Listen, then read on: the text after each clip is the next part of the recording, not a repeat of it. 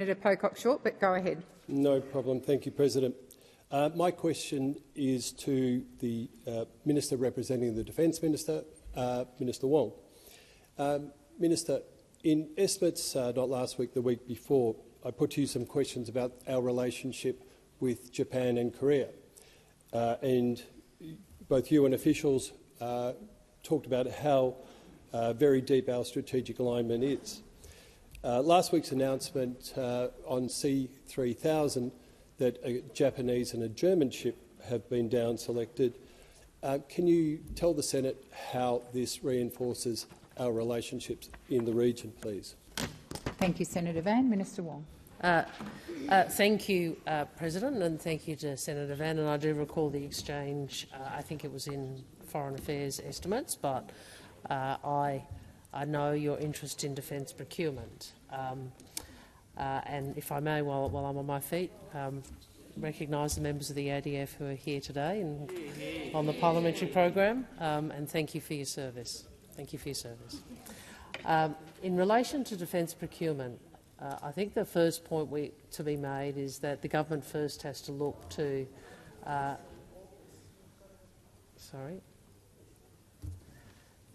Sorry, I thought Senator McKenzie was saying something. The government has to first look through cost and capability. I was obviously I had a number of other.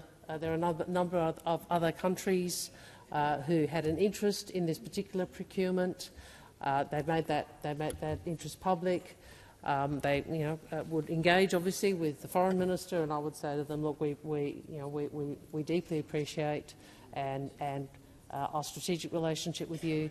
We will continue working to deepen that, but ultimately these procurement decisions have to be made on capability and on cost, and that is the basis of the decision that you referenced that the Defence Minister and Mr. Conroy have announced. You talked about, I think, the importance of both the Japanese and Korean relationships. I think I've responded to you before. The relationship with Japan is really second only to the United States in terms of its strategic significance. We have a special strategic partnership with Japan. In terms of Korea, there is such an important strategic alignment with the Republic of Korea. I've visited. We are one of the few countries with whom they have a 2+2 ministerial meeting. The time for answering has expired. Senator Van, first supplementary. Thank you, and thank you, Minister.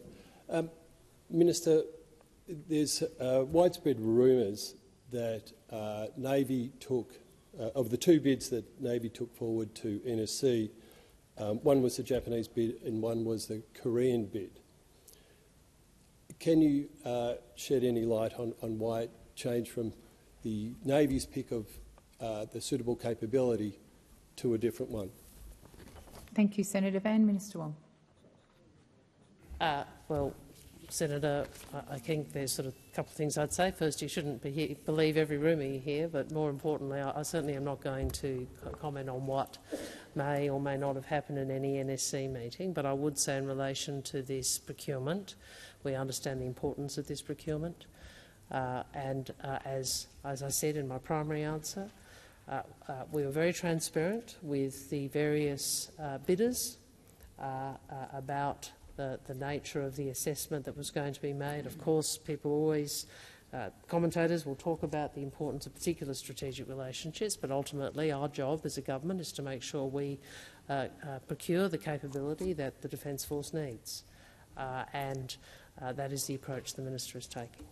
Thank you, Minister. Senator Van, second supplementary. Thank you, and thank you, Minister. And I understand. How would you rate the importance of Germany's participation in the Indo-Pacific as a priority for Australia? Thank you, Senator Van. Minister Wong.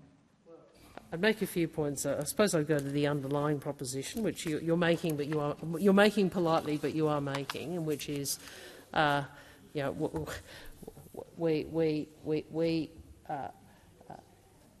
we think looking at cost and capability is a sensible, prudent way and responsible way to handle procurement. In terms of our relationship with Germany, Germany is a major power. It is a major economy. It is central to the position, a strategic and economic position of the European Union. It is an important player internationally, and it has been much more forward-leaning in terms of its role in the Indo-Pacific and its bilateral relationship with China in recent years. And we welcome Germany's continued engagement, not only in our region, but also more broadly. It's a time where countries of similar values who believe in the international rule of law work together, and we're very pleased to work with Germany. Thank you, Minister. The time has expired.